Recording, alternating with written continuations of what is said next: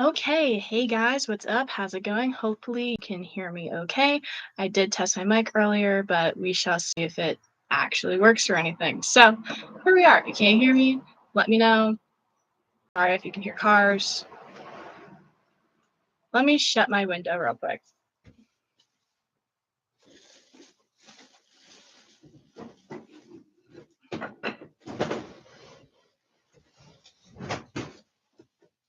Okay, there we go. We did it. So, today we're going to talk about Blood of Hercules, the book for our book club for Between the Covers. And I was going to read chapters 2 and 3 out loud, but there's actually a copyright issue with that apparently. So, we can't really do that. Instead, I'm just going to go over the points that I love in those first two in chapters 2 and 3, and then you can put your commentary in the comments or anything like that. So, first of all, I put a bunch of markers in here, so that's why it's thick. First of all, I have to say I love the art. The art is gorgeous. It's like if that didn't give it away, I'm like, it's really good art. Okay, so then let's skip to the beginning of chapter 2. It is called The Monster. And we ended up skipping from so we started in year 2090. So like we're this book is based in the future. It's dystopian. It's got spice in here. I have read this book before, so I kind of know what goes on. But it's just a very good book. So in chapter 2, we start back in the trailer that she wakes up in, and the younger brother came in chapter 1, and so now they're just chilling. They're in foster care or whatever foster care you want to call in this Titan situation. Charlie is the younger brother, got dropped off in chapter 1, and now he's in chapter 2, and we'll see him more throughout the story. And so him and Alexis, they are bonding and doing the things. However, we see in chapter 2, at least in my edition on page 2, that the mother is like, we need to get rid of Charlie, as in she would like to kill Charlie. Now, Alexis, being Alexis, she's a protector, she's fierce, she's a warrior, and she's like, no, we're not gonna let that happen. So she tells Charlie to go into the bathroom and not to come out unless something like goes wrong, like she dies. Then he needs to call the number, which is 777. It's almost like 911, but for this time period. And so that part's kind of cool because I mean, I really like that part specifically because Charlie is kind of a quiet, not exactly timid, but he's very quiet. He's shy, he's young. He's only a year younger, but he has a frailer situation happening. And so Alexis is very much like that, got that big sister energy of like, let's get it raw. So we love that. We absolutely love that. Then, oh, I took that marker out and I don't even remember. Okay. So what happened? Sorry, I had markers in here and I didn't put them in the right place. Anyway, so yeah, that's one of my favorite parts of chapter 2. And then we kind of skip forward a little bit here. And my other part I'd like to note in chapter 2 is the fight that happens between the foster parents, as in the mom and the dad, and Alexis. It's kind of crazy. Like that's kind of a crazy level of abuse, and like abuse in general is not good. Like I know that. And this type of abuse does happen to a lot of people all the time, and things we don't even know about. So like in terms of that, it's not crazy. It's just like I don't understand how one could hurt someone so badly that they become blind in their left, yeah, I think it's left eye, and almost deaf in that same ear side. Like, even if you're under the influence, like, that's a child, bro. That's a child. So, these parents, I'm honestly so excited when the mom dies and the dad gets drug away because, I mean, they're both kind of a-holes, to be honest, and shouldn't have been put in charge of children at all. Mm, disgusting human beings. Anyway, so that fight's kind of interesting too because Nyx, her snake there that she finds in chapter 1, technically she finds her. And if I'm pronouncing that name wrong, you can call me out on it. Honestly, me and the English language kind of suck most of the time. So just hear me out. Yes, it's my first language. I still suck at it. It's my only language and I still suck at it. You know? Um But I like how Nyx is super, super protective of Alexis. And like during this fight, she's outside. She was hunting and she was like, Alexis, like, you gotta let me in so I can protect you. I gotta take care of this. But Alexis can't get to the door. And so then Nyx breaks open the glass window and crashes in. And it's kind of nice. But then Alexis does get away from the parents and hides in the bathroom with Charlie, and there's some type of Titan situation that happens. I have conspiracies about whether it's really a Titan. Still have that. And maybe you'll understand what I'm saying as you get further through the book, but I'm not sure it's exactly Titan. Anyway, there's a Titan situation that happens where the mother does end up dying. The dad is all like, "Let me inside the bathroom," because they're locked in the bathroom. They're like, "Let me inside the bathroom. Let me get to safety. Like, kids, your mother's dying." And it's like, bro, that woman is not my mother. She was an abuser. She literally just beat the absolute crap out of me. So did you. I'm not helping you. We're gonna hide in here. And so I like that boundary that's been set, because in real life, like, you do have to set those kinds of boundaries with people. And yeah, I'm gonna go on a rant here real quick. So if you don't want to listen to this, skip by.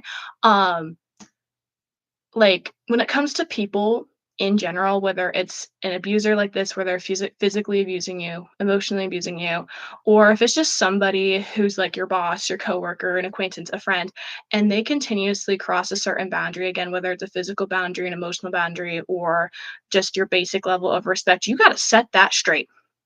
I understand in certain situations killing people with kindness is great and fantastic and it works, and sometimes that's the best way to handle things. But I often find that if someone is crossing my boundary, I'm not going to kill that with kindness. I'm going to tell them to respect my boundary or get out of my life. Like, so I'm super proud of Alexis for not opening the bathroom door. And later in this chapter, when the people come, I forget their name, but when the people come to fix the mess, and she tells the dude, like, because the guy there is suggesting, yes, the House of Artemis people, the guy that comes is suggesting that the dad killed the mother and abused Alexis. And technically, yes and no, because the dad did abuse Alexis, but he did not kill the mom.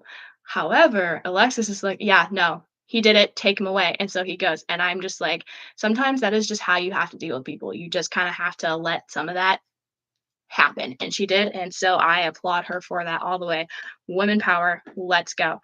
All right. And then we get forward and forward, and so it ends, the chapter 2 ends with the trailer getting taken away, because once an area has been um attacked by a titan or disrupted by a titan, that area is no longer habitable, nor should anybody be in. So their trailer, which gets absolutely trashed by this titan attack, I'm still not sure it was a titan, but anyway, once it happens with this titan attack, the trailer is no longer livable and habitable. So the House of Artists people or whoever comes and is like, "Hey, I gotta take this," and Alexis and Charlie are like, "Yeah, well, that's great. This is our home. Where are we supposed to go?"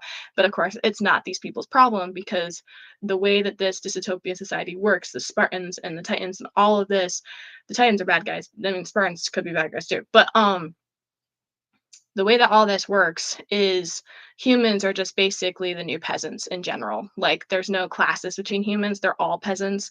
Oh my God. Spartans are high class. Titans are like, I don't know where they fall, but more they're more sought after than a human being. Human beings are kind of just that, like, thing in the corner that it's there, but you are purposely avoiding. It's not doing anything for you, it's just hiding in the corner. So they don't really care what happens to Alexis and Charlie because they're human beings. Or are they? Anyway, so number 3. Chapter 3, we skipped toward to the year 2099. So that's important to know. So we were in chapter 2, we were in 2091. So we skipped forward. What's 9 minus 1? 8. Is it 8? Yeah. Okay, so we skip forward 8 years into the future. So I think at this point she's like 19, and it's talking about her high school experience a little bit, how she's also obsessed. I think that says somewhere in here, but she's also obsessed with Carl Goss. Tell me if I said that wrong. Please do, because I need help with my pronunciation. And he's the whole math whiz dude, and she's like kind of obsessed with him, and how she's a super good math whiz and all of that. So it kind of goes into here in chapter 3, and I love the name of chapter 3. It's Surviving Hell High School, and honestly, I know there are a lot of people out there who say high school was amazing, but I can relate more to this high school experience than I can to people who were like super popular in high school, had that whole high school experience where they were prom queen and homecoming and whatever that is. And if that was you, hey, that's awesome, fantastic. That is not me. I had more of this experience, even though I didn't have to do a Titans or anything like that, obviously. But anyway, so yes, so she's surviving hell or high school, and she has to deal with this girl named Jessica, who honestly has the worst insults ever.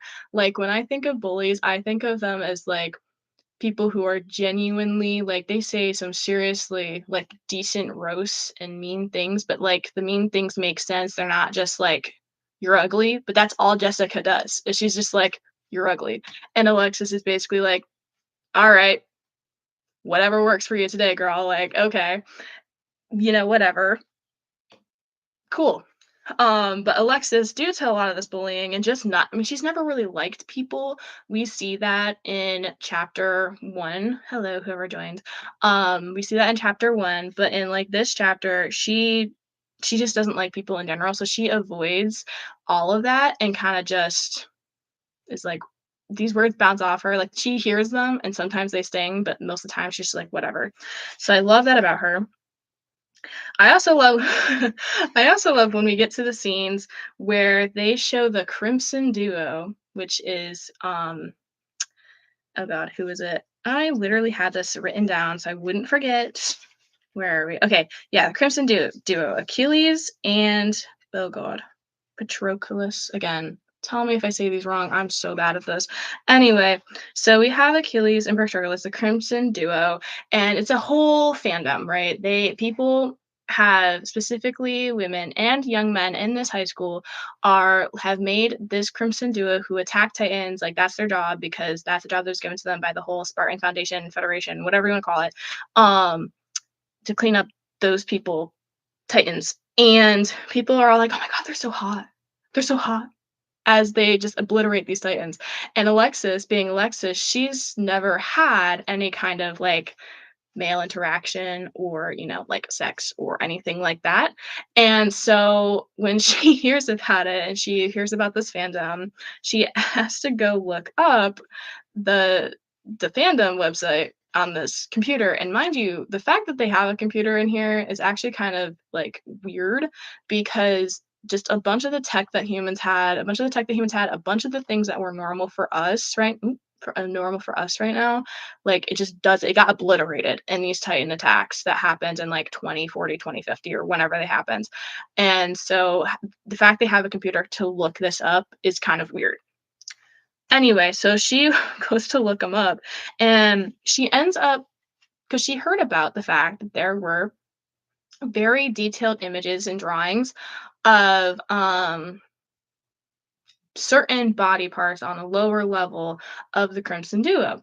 And now, her being innocent, she was like, I don't know about that. And so she looked at them. She found out a bunch of information about the male genitals, if you will, in like 5 days. And she's been scarred ever since. I think that's honestly cool and funny all at the same time, because in today's culture, we have such a like thing about young women and men needing to necessarily not keep their innocence before they graduate high school.